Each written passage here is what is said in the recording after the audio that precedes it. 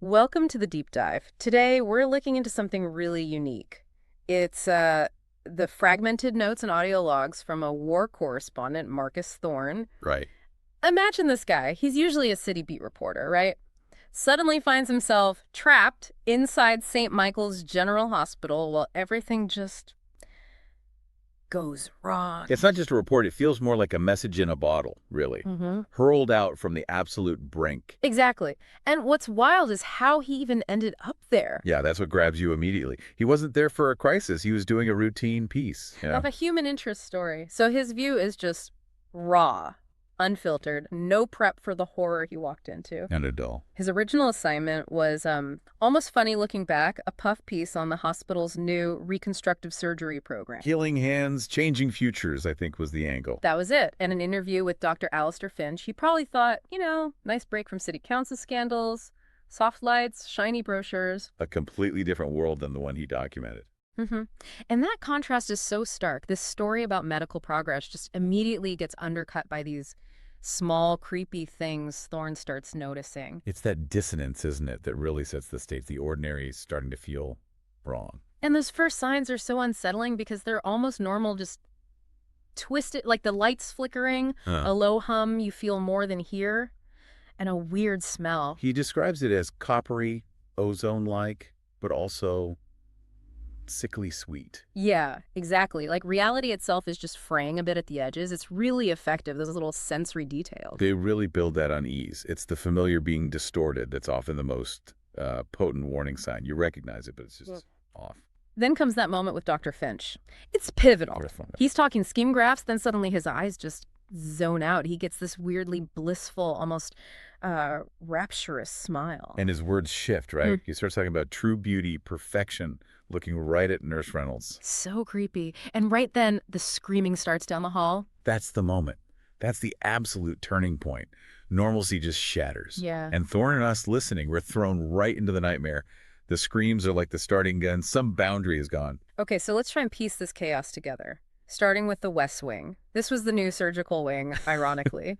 The place meant for restorative work. Right, and Thorne describes it becoming this grotesque parody of a luxury spa and an artist's abattoir. That's a quote. Wow. Shimmering slime on the walls, hypnotic music mixed with, well, moans. What does that transformation signal to you? Well, it screams Slaanesh, doesn't it? Excess, sensation, the pursuit of perfection twisted into agony. Taking a sterile clinical place and making it drip with sensation, both alluring and horrifying. That's classic. It's beauty made painful. And Dr. Finch and his team, they change too. Glowing eyes, Thorne says, dilated pupils. They talk about exquisite sensation, liberating the flesh. Their clothes change too, right? From scrubs to like silks and leathers, pulsating jewelry. Yeah, vibrant stuff. It's a total flip from the professional doctor image. It is. It's not just physical. It's embracing this whole new transgressive way of being. Theatrical, seductive language. Yeah. Clinical detachment is gone, replaced by, well, ecstasy. And the surgeries, they become these awful expressions of this warped beauty. Disturbing examples in his notes, I recall. Yeah, stretched skin, limbs rearranged at unnatural angles, features just blown way out of proportion. And the worst part, some patients seem to want it. That audio log of Nurse Clarice Reynolds, Yeah. that's chilling. Tell us about that. She starts off resisting, she's restrained, but then her mind just flips. Pain becomes a doorway. She wants to be opened, made beautiful. Oh. And then you hear the restraints snap, followed by this ecstatic sigh. It's complete subjugation, mind and body. Then there's the labor and delivery unit in that wing, also partly corrupted. Promises of perfect babies. Perfumed air, silks, melodic cooing instead of crying. Midwives with glazed eyes, a shimmering touch. It's like twisting childbirth itself into some sensual, impossible ideal. Maria Sanchez's testimony really hits hard there. What did she say? She fled in terror, obviously, but she admitted. Part of her felt drawn to it. This idea of a flawless child sculpted by them. Wow. It shows how these influences can tap into really deep primal desires and just twist them. Terrifying. Okay, let's shift. The East Wing. Thorne describes a totally different vibe. No more twisted beauty. Right, this is different. He calls it a festering garden of grotesque life. Damp, warm, smelling of rot, but also that weird sweetness again. An oozing green-brown slime everywhere. So here the influence feels much more like Nurgle. decay, disease, but also this strange cyclical life. It's not about perfection. It's embracing corruption, celebrating decay and regrowth no matter how, well, disgusting it looks. He even mentions strange fungi bioluminescent spore clouds. And the infectious disease specialists, they become apostles of contagion. Bloated lesions, but filled with this weird joy, wanting to share the grandfather's gifts by, like, hugging people. The complete opposite of their job, basically. Exactly, a total inversion. Dr. Carter's journal, that gives you a real insight. What does he write? He sees disease not as an enemy, but as a glorious bloom. Part of this grand, awful cycle. He talks about becoming part of the magnificent compost. Magnificent compost. Wow. And he mentions, almost casually, a little boy, Timmy, laughing amidst all the decay. It shows how warped their whole perception of suffering became. He admired the magnificent samples he was collecting. Even the labor and delivery section here reflects this, right? Not perfection, but resilience. Yeah, babies born with, like, benign pustules, but seemingly happy, gurgling away. God. And mothers with this twisted maternal drive wanting their kids to thrive in the filth. It's so disturbing. Firefighter Jim O'Connell's account really paints a picture of this wing. What did he experience? Just the overwhelming smell. First off, staff covered in stuff, as he put it, and a nurse offering him a slime-covered baby like it was a gift. Oh my God. His team reacted instantly, physically. Vomiting, gagging, they had to pull back immediately. It shows the sheer biological wrongness of it. Unnaturally large green flies everywhere, too, Thorne notes. Okay, moving on. The emergency room. Thorne calls it the arena of skulls. Chilling name. Forget controlled chaos. This is pure abattoir.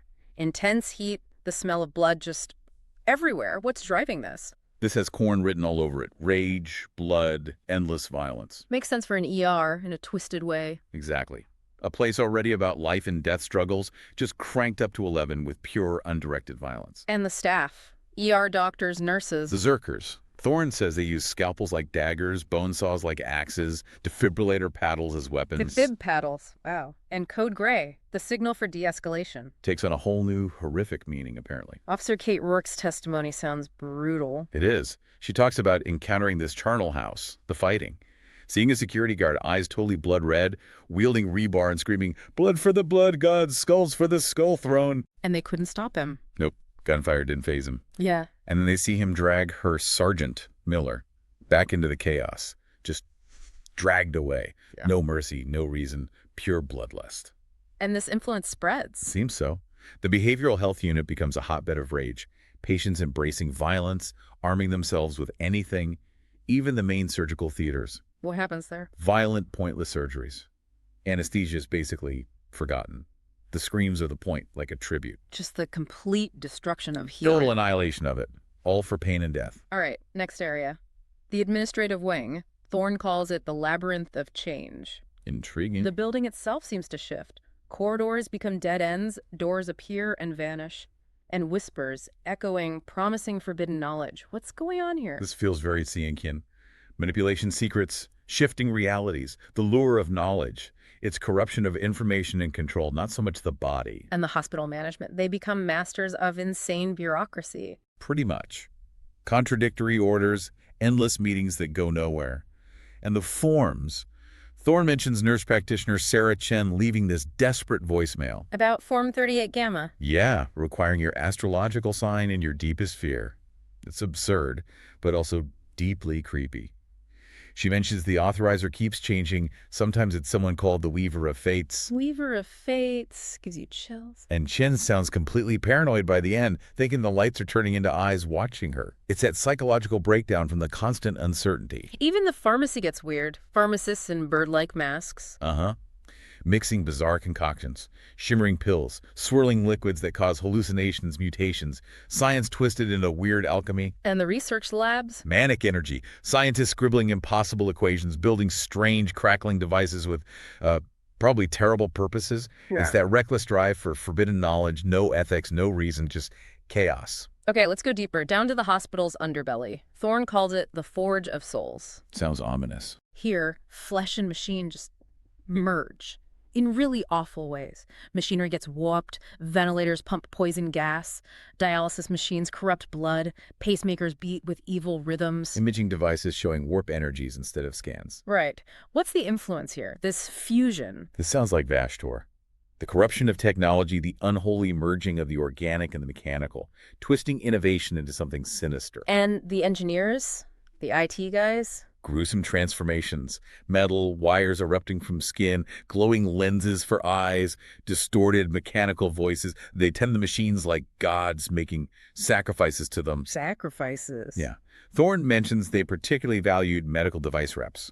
There's a bit about a robotic surgery assistant demo getting horribly wrong, technology turning violent. And Miguel Ramirez from janitorial staff, his account? He talks about pipes bleeding, machines talking to him, and seeing one of the engineers, Henderson, fully transformed, doing disturbing things. It's the tech becoming sentient, malevolent. The morgue loading docks, too, apparently became a focus point. For incorporating the dead into new, terrifying machine constructs. Okay, beyond these specific zones, Thorne mentions this pervasive feeling. The unbleached stain of hatred, malice. Right, not tied to one place. Yeah, just everywhere. Self-destruction, nihilism, betrayal, like Cornate fighters turning on each other. Or a Slaaneshi artist destroying their own grotesque masterpiece. Scientian plots falling apart from within. Nurgle followers creating plagues just for their own kind. What is this? It's the chaos within chaos, isn't it? The fundamental self-destructive nature of it all. No real unity, just anarchy eating itself. Pure resentful chaos. And then there are the areas where it all just mixes. The central atrium, the main corridors. Chaos undivided, Thorne calls it. A free-for-all. Basically, shattered skylight, overlapping graffiti symbols everywhere, staff, patients just wandering, muttering nonsense, doing bizarre rituals. The cafeteria sounds nightmarish. Thriving food. Fikes over there. And he describes fragmented security footage. A woman drawing symbols in her own blood. A man with antlers preaching to orderlies who are fighting each other. And a winged creature snatching someone. A winged creature snatching someone right out of the chaos. Just glimpses of the sheer madness. Raw, unfiltered chaos. And through all this, we have Thorne himself. His own experience. Losing his cameraman, his camera smashed. Notepad stained with God knows what, running out of ink, moving through shadows, just trying to witness and survive. He sees bravery, though, right? Yeah. A nurse shielding a kid, a determined firefighter. Yeah, moments of that. But also despair. People just giving up. And his shift is palpable. From reporter to just desperate witness. His uncertainty about the outside world, what the sounds beyond the walls even mean, it underscores the isolation. That complete sense of being cut off. Potentially hinting at a much larger catastrophe. And he ends on that really chilling note. The whispers he starts hearing more and more. Suggesting maybe they were always there, just under the surface. Yeah, that possibility. It really stays with you. A latent madness unleashed. So, trying to wrap our heads around this. Thorne's fragmented account, it paints this truly awful picture of St. Michael's.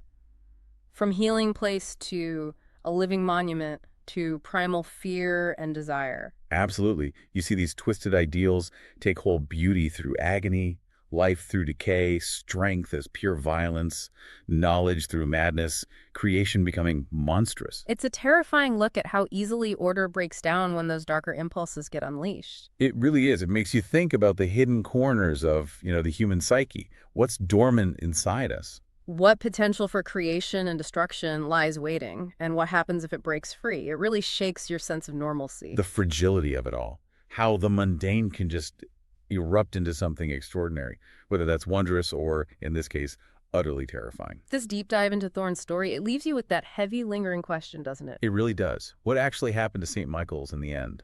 And what about Thorne? What was waiting outside those walls? Silence that feels loaded with dread.